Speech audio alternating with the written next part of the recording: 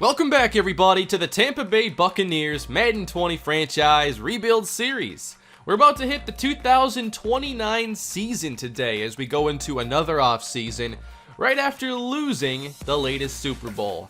We nearly went back-to-back in this series, but not this season.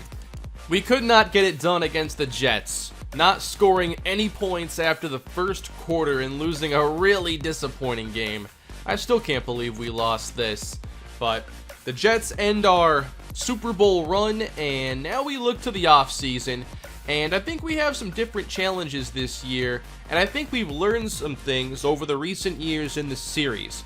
Now, I think one spot that's a big concern of mine is at wide receiver. Chris Godwin has been great, but he's also regressing. He's now a 90 overall receiver, which is still pretty good.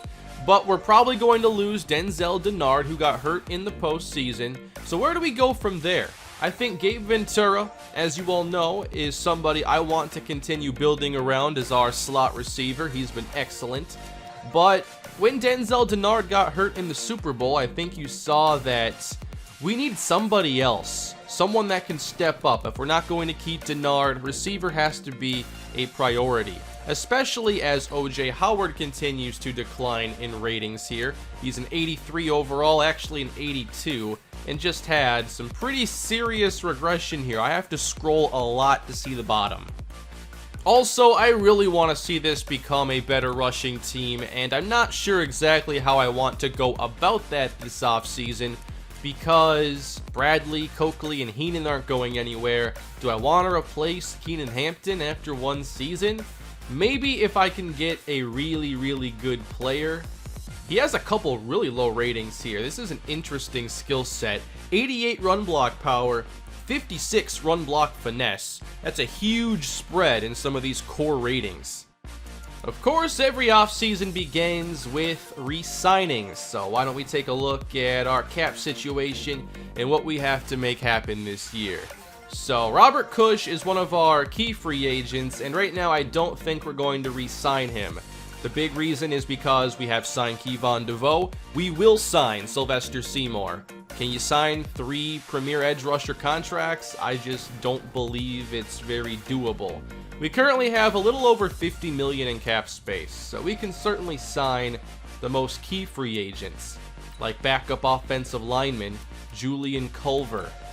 Let's get him on a 1-year deal, please. Oh, really? For the first time? But if we look at the highest rated free agents, there is Robert Cush. This would be for a pretty big contract. I just don't think it's a good idea right now. For O.J. Howard at $7 a year, 83 speed, 80 catching, I do have some doubts now about his effectiveness going forward. Those ratings aren't that special now. When it comes to quarterback, I do want to bring back William Linsley for another season, but I'll have to wait till unrestricted free agency. For Angel Copeland, I don't think we'll re-sign him. I really liked him on this team, but it's not like he's had all these tremendous seasons. He has one season over 204 yards.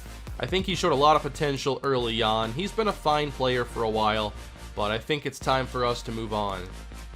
I think the wide receiver situation is a really important one. Denzel Denard. I don't think I want to pay him $42.7 million. I just don't think that with his normal development, he's going to be very good after he regresses, and I don't think it'll be worth like 10 plus million a year. So I just can't make that deal. I also think that it's time to move on from DeMarcus Lodge. That leaves Steven Stevens and Dwayne McClain, 2 players in their mid to late 20s. I do have interest in having Steven Stevens return, but the way I look at these contracts right now, I want to go to the open free agency and try to make things happen there. These deals are just too big. Trying to make some deals here if I can. Dennis Lewis does sign a 4-year deal. At least he'll be very good depth for a long time, or a good spot starter. We do get a deal done with Dallas Bowens, so one of our backup tackles will stick around. So we haven't made very many deals here, and I have one idea. I don't think it'll be a super popular one, but I could just franchise tag Denzel Denard. For me, I don't necessarily use the franchise tag as a way to not lose a player. I like to use it as a way to just get that 1-year deal when I don't want to go long term. So this would be premium $18 million. It's very tempting. I know we have some cap space. I don't want to make these deals right here. And I'm not going to actually tag Denzel Denard because I can actually make a 1-year offer on the open market if that's what I want to do. If I go 1 year 13 and he turns it down, I can handle that. But I simply didn't think these were good situations to offer contracts. So hopefully there's a player on the open market that is worth a big contract. Okay, after all of that, we have 41 players on the roster, so we're going to have to add some talent here at some point. Before we go into open free agency, let's just take a look at salaries and if there's a way to create any more space. We have $54 million right now. Well, I'm not releasing Tyrus Sparks or Chris Godwin or Sylvester Seymour, so no ways to open up more space. Just taking a look. All right, everybody, let's go. Unrestricted free agency. Who's out there? Robert Cush is the #1 player. And then it goes to Kareem Hunt and Pearson Atkinson. A steep decline in overall. There are not high-level players available. All right, looks like Denzel Denard is getting a lot of interest. So we might lose him. We could look at somebody like Xavier Springs. He's 6'4", 224. And he has 87 speed. Okay route runnings. I like the spec catching traffic and catching. The problem is that he does have some big offers already.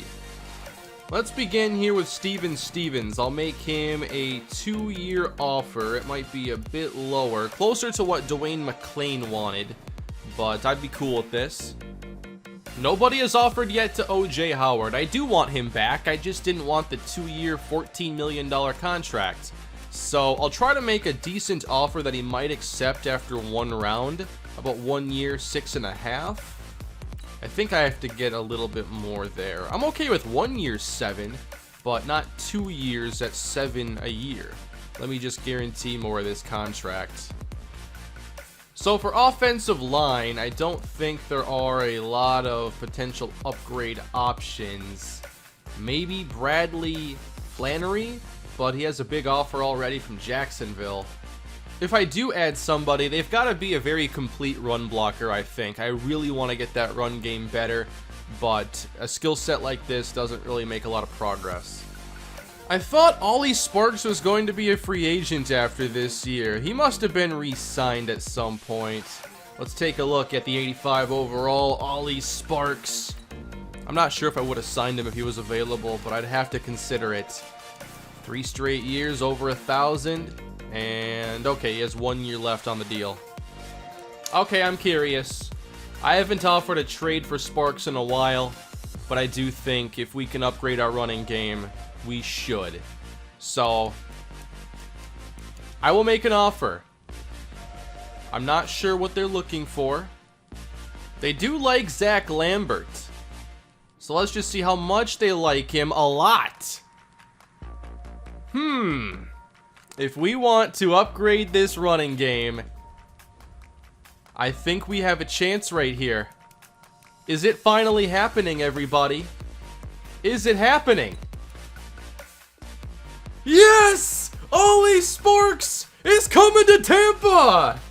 It finally happened! Ollie Sparks has arrived, everybody! I think that with his salary being as low as it is, and the quality of play he's put together the last 3 years, I want this running game to be better. I'm serious about it. I miss the days of Perry Cummings. I miss the days of Jason Lemon. Those are players from past series if you're new around here. And now Ollie Sparks. I had a chance to take him years ago. I selected Frederick Hughes as center instead, who started for like a handful of years, keep in mind, while Sparks was getting things figured out. It took him a few years to start producing. And now, we have Ollie Sparks. Now, we do have Raphael McKinley, but obviously the running game in Madden is very much a team effort. Kirkendall's on a multi-year as well. So with this situation, we wouldn't have to acquire a running back the rest of the offseason. So welcome to Tampa. What a day, everybody. Ollie Sparks. We just got to change that number. 28. I like it. Let's go. Ollie Sparks is finally a Buccaneer after all these years. Can't wait to see the comments on this one. I didn't come into this offseason planning to make that offer. It's just something that I thought of and was like, okay, let's just see how doable it is. And if you remember back to the previous episodes when I tried the trade for Sparks, they wanted way too much. But now, Zach Lambert and a 4th round pick help us upgrade our running game in a serious way. Now, losing Robert Cush means that we have an edge rush situation. Zach Lambert was one of our better backups.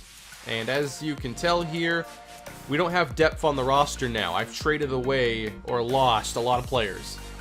There was a running back on the free agent market, though, that I've never heard of. Here's Brian Conrad, 25 years old, superstar development, 234-pound elusive back. Wow, these ratings are nice. Very nice. I didn't consider signing him because I didn't even see he was available. But he wouldn't have been a bad choice. Obviously, Sparks is a veteran, so we have to consider, like, his age as a part of this. It's going to be harder to re-sign him long-term. It looks like one of the best available pass rushers would be Jacoby Sharp. There's also Ishmael McKinley. Both are 76 overall players in their late 20s. I wish I could just compare their production here and offer a contract who has the most career sacks. 73 block shed, 87 finesse moves versus 85 finesse moves and 69 block shed. So let's give an offer here to Jacoby Sharp. 2 years, 1 year.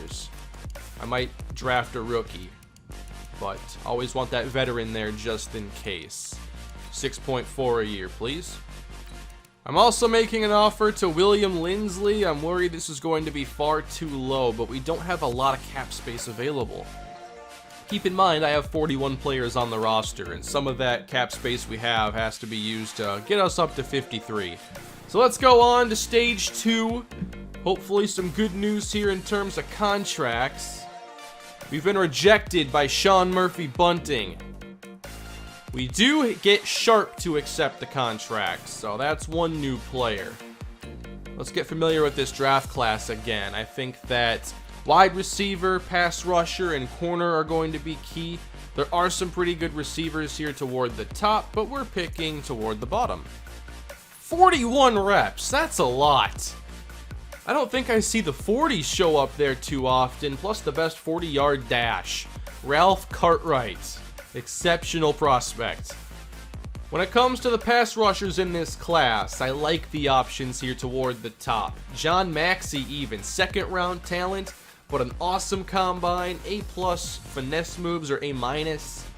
There's also Thaddeus Steed, who had a great 40, pretty good combine all around. He's only 21, but he should go very early. We're picking at 31, of course, so gotta remember, I'm looking more at 2nd round prospects realistically. And I will be scouting Damian Burgess next time around, of course. At outside linebacker, the pass rushers might be good. I haven't scouted these two yet, but there aren't a lot of options toward the top anyway. At corner, we have a few players I like here. Got some depth here. We should be able to find a 3rd corner in this draft, but I'm probably still going to look at free agents. Don't need safety that bad, I don't think, but great safeties are in this class. Okay, so O.J. Howard is likely gone unless I increase the offer. Robert Cush is going to Jacksonville, though. He got the $46 million deal, 103 points. And here are the other large contracts. Mariota to the Titans. Did he leave and go back, or was he always there? I can't even remember. Denzel Denard's going to Jacksonville. Okay. We'll see if they show up on the schedule then. We can still sign Marlon Humphrey, so Let's try to make that happen here, about $5 million. Maybe a slight boost here on the deal for Steven Stevens. We can get this closer to $4.5 million a year. I'm going to stick to my 1-year offer for O.J. Howard. I'm just going to alter the offer, make it a lot more guaranteed. Let's go closer to $9 million. What does that do? 105? It's competitive enough, I think. By the way, I don't know if I will bring back Christian Warren. I'll give him a 1-year offer, but otherwise, I think he's just been very inconsistent in the series, so I might draft a rookie if he doesn't accept the deal. Stage 2 complete. And Marlon Humphrey joins the Buccaneers. And O.J. Howard comes back with Steven Stevens. Okay. So the big 1-year offer for Howard pays off. I'm really happy about that. I think 1 more year will be perfect. And we can still look at potentially drafting a tight end or developing either one of these backups, Floyd Hundley or Karma Strickland. They're both 27, so I will be looking at the draft options. Of course, 5th-year option. Who is it this year? Malik Lennon.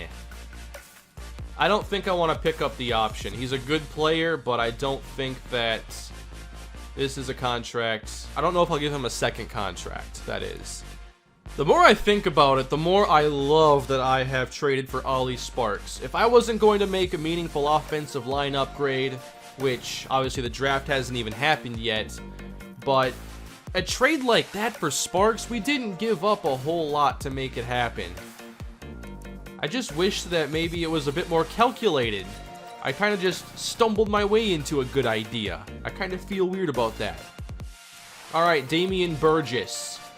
2nd rounder, mid-2, with a good finesse move standing out here. So high 60s, low 70s in terms of overall likely for him. 7.6, Nathan Newton. The points are too valuable right now, but I'm very interested in his ratings. I had scouted Denard Bassey a while ago, late 1 talent, but this is not a year for us to be drafting running backs, so let's go far away from there. Kendell Gabriel, 5th round projection, late 1 talent, but he doesn't have dynamic speed. He's not that strong. He's simply an agile, sure-handed route runner. Okay. There are 2 really interesting tight ends here toward the top of the class, but I don't think it's an off-season where we can address this early, and they should both be off the board by the time we are picking, and this class isn't showing a ton of promise. Stage 3, done. On to Stage 4. Any more signings? Rejected by Christian Warren, which means he's accepted elsewhere. Alright everybody, it's draft day, so let's look at what we need to accomplish. Can I add a meaningful playmaker for the passing game? I'm glad I added Sparks because I'm not sure I'm going to be able to add a top flight player. Tight ends will go too early, as will the best receivers. So again, I think that adding Sparks here was a very smart thing to stumble into. I don't have William Linsley, so I have to consider drafting a backup quarterback. Linsley did not accept, and there's a thing in Madden where a lot of veterans that don't get signed end up disappearing from the free agent pool. So who's to say he's still going to be there when we get to the preseason? I hope he is. Defensively, a pass rusher would definitely help. I should try to think about safety, but I don't think it's a top priority having somebody like Dennis Lewis on the team. If he had to start for a while, I think that's a fine situation. But a corner, that would be a nice deal.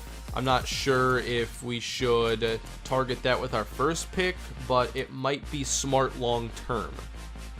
And then for specialists, I would have to draft a punter. Warren has been signed to a new team. So let us begin, everybody. The 2029 NFL Draft. Green Bay picking number 1. Fantastic. Love seeing that. Green Bay goes tight end Isaac Hicks, number 1.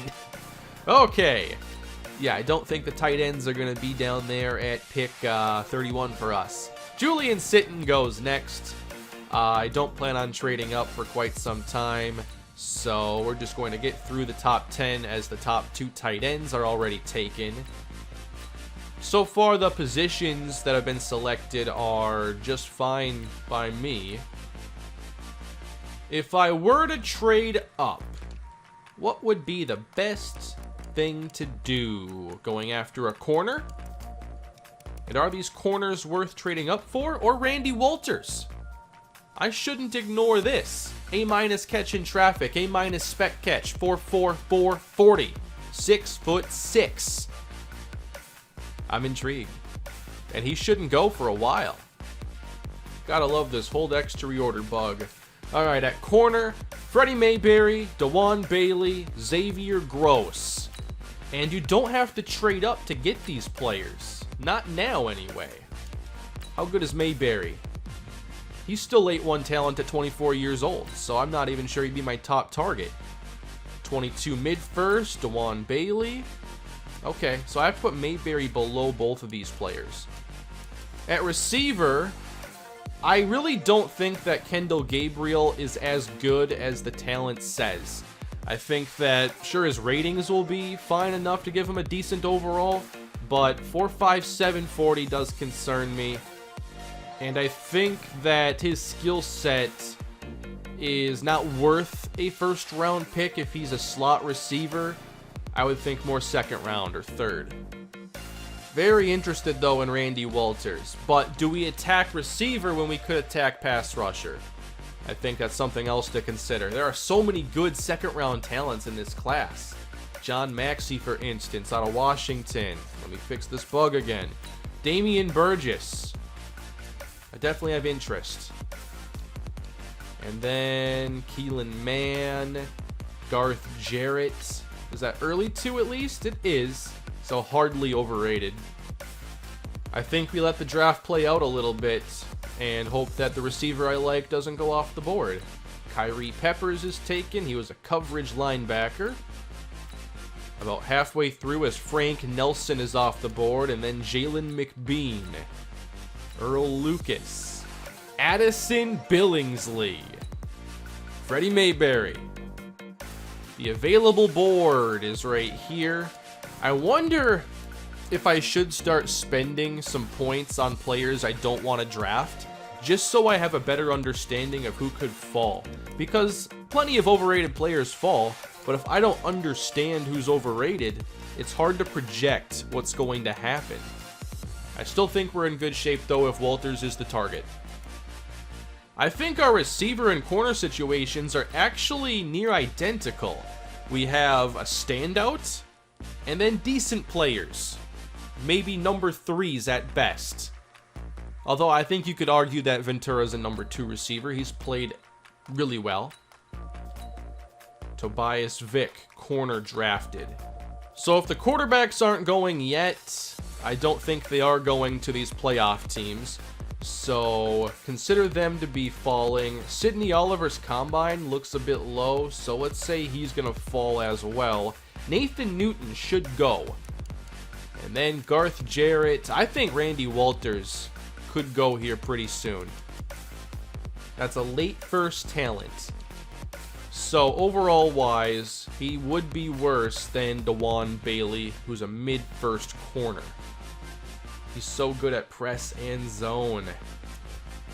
Chris Godwin's 33, but I don't think he'll retire as long as his ratings are this good.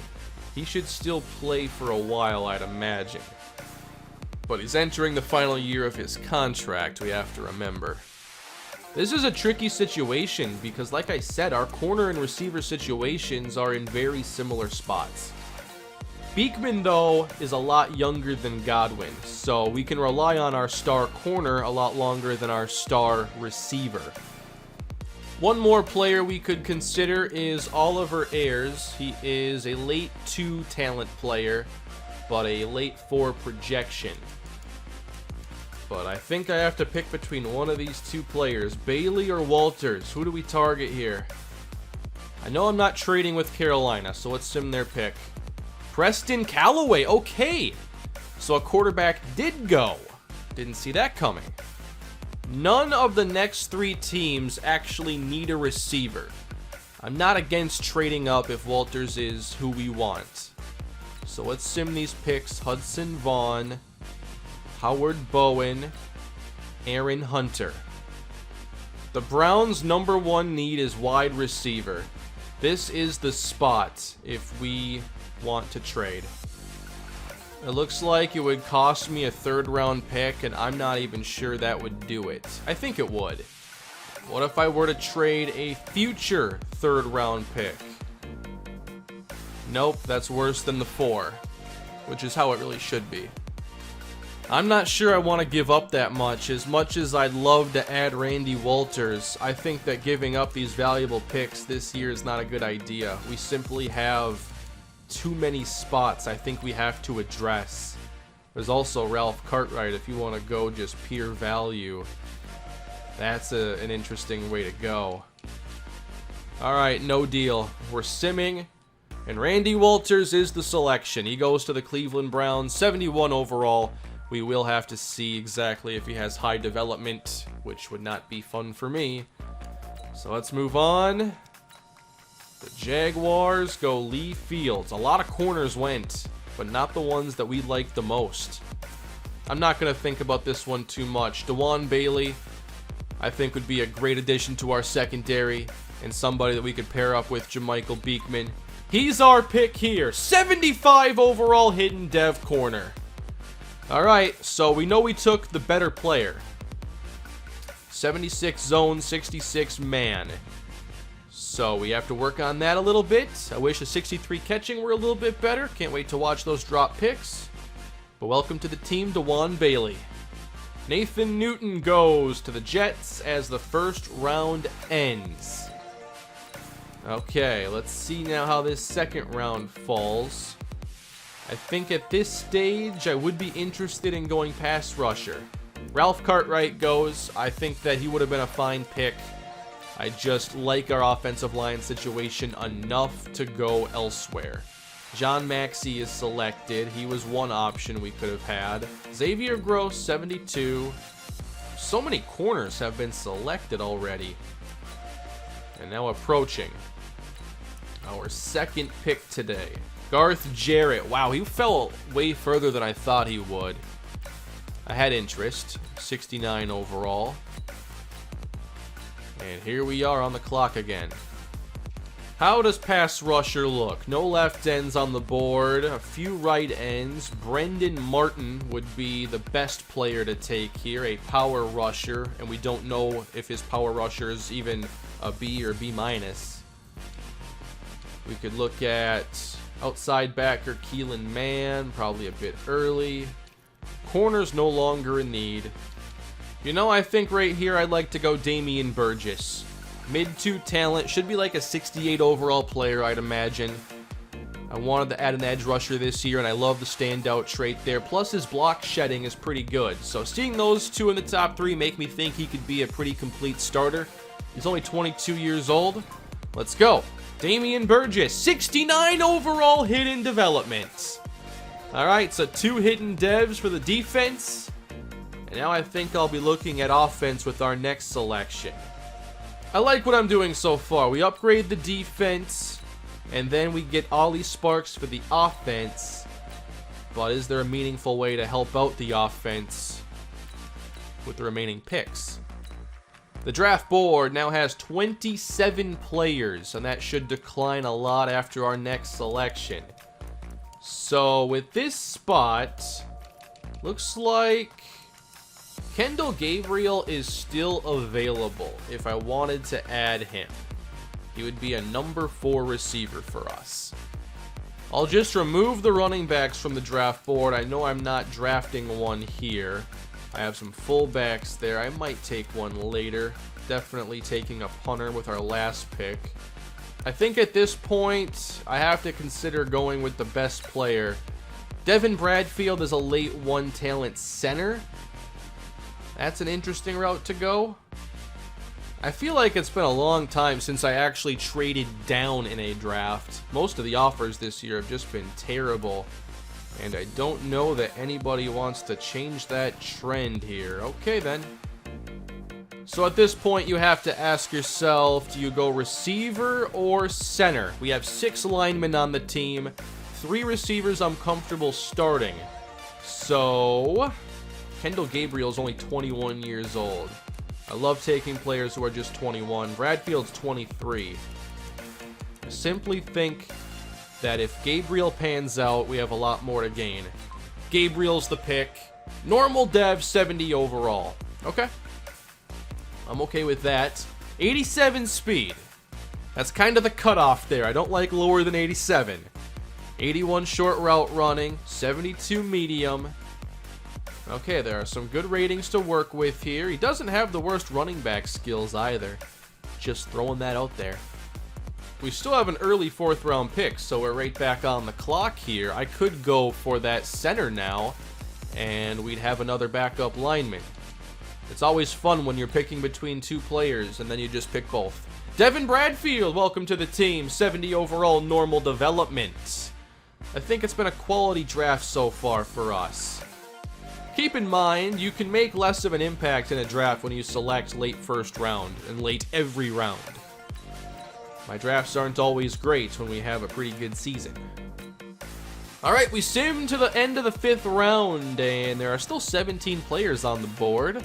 Quite a few of them are fullbacks. But I am interested in maybe selecting Patrick Davis. I just don't know if he's better than our backup tight ends, but he is 5 years younger than any tight end on the roster, and he ran 4.7, which isn't super slow. On top of that, his run blocking is decent, and he's a vertical threat archetype. So that skill set there covers a lot of ground, I think. Now for the quarterbacks I scouted, I didn't get the best grades on them, so I'd be looking basically just at their accuracies. I like Jarrett Charles. Really tempted to draft him at some point because he's 21, and obviously those 2 accuracy ratings are at least okay. There's also Jakari Ballard, who's also 21. Scrambler archetype, he ran 4.66. I think here we're going to go tight end. And we're going to select Patrick Davis. He is a 60 overall. I was hoping for 62. It's a slight reach. Davis has 82 speed, abysmal catching, okay acceleration. Wow. This skill set's awful. Alright, the draft continues. Late 6th round. We have 2 picks left to make. We could go for a safety here. Colby Olson, 21 years old. I'm interested in taking a quarterback, but wait a minute. I think they both went. Okay. Well, if I can't draft a quarterback right here, I think I'd like to draft a fullback. Lamar Groves. He's an option here. He had a pretty good combine. He can catch the football. There's also Tony Tyson.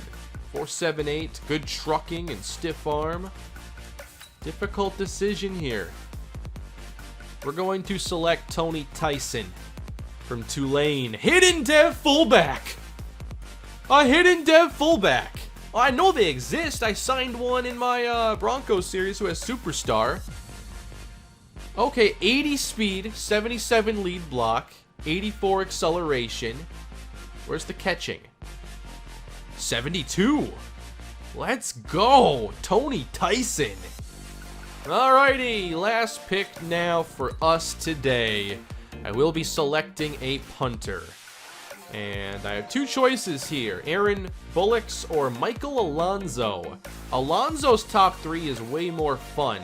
Bullocks has a higher grade, late 1 versus early 2. So it might not even be a different number, honestly. It could just be one off. So here, Michael Alonso I think has to be the pick. We have a 70 overall punter. That's what I'm talking about. 91 kick power, 85 accuracy. Just got to boost that awareness. We'll see if we can. Rudy Fletcher was Mr. Irrelevant, and the draft is now over. I'm happy with what I did with it. I think you could have looked at going and trading up for the receiver early on. but I just felt like giving up a 3rd round pick. And by the way, I don't do player trades in the draft like the ones that obviously get you picks you shouldn't have for players that aren't as valuable. The Phillip Lindsay trade in my Broncos series was a bit different of an example, and I made sure the Browns got good value for that trade. But I am curious in how good Randy Walters is. Normal dev, so right there, based on overall and dev, I made the right choice. Or did I have the right choice made for me? I don't know. But I think that his skill set is very much like Gabe Ventura. And I would have loved to add another player with that skill set. But I think we're okay with who we have. William Lindsley is still available. So is Jacoby Brissett. Wow. We're going to sign William Lindsley to a 1-year deal to return. We're going to sign Willis Sherwood as some added D-line depth. We finished the preseason with a 2-2 record this year. We do not have any injuries. That is great news. So my main thing here is, did the running game have some production? 3 scores and a pick for both William Lindsley and Tyrus Sparks. Ollie Sparks, 3.5 a carry, 2 touchdowns. He was pretty efficient. McKinley, 3.3 on 37 carries. I'm very hopeful this running game can take the step forward this year. Karma Strickland, a $177. Kadeem Clayton, 144 and 2. All right, so a good preseason for Clayton, who likely becomes our 5th receiver. A score for Stevens, a score for Ventura. And for the defense, 3 sacks for Kevon DeVoe, 3 for Sylvester Seymour, and a couple interceptions. We will open the season against the Dallas Cowboys, a team that we've become very familiar with, and I think we will end up watching this game most likely. But we've made it, everybody, to the 2029 season. Next episode, I'll make a few signings to finish out this roster and get the new season underway. But the big story today is the addition of Ollie Sparks. I'm serious about trying to get this running game better, and hopefully Ollie Sparks can give us the best running back play we've seen in a very long time on this channel. What do you think about the offseason and the moves that were made? Do you think this can be a team that competes for a Super Bowl again, or are we set to have some more serious regression? Let me know down below in the comments section. Thank you all for watching. Please leave a like on the video. Don't forget to subscribe and hit the bell for notifications so you know when Ollie Sparks makes his Tampa Bay Buccaneers debut alongside his brother Tyrus Sparks. Have a great day, and I'll see you again soon.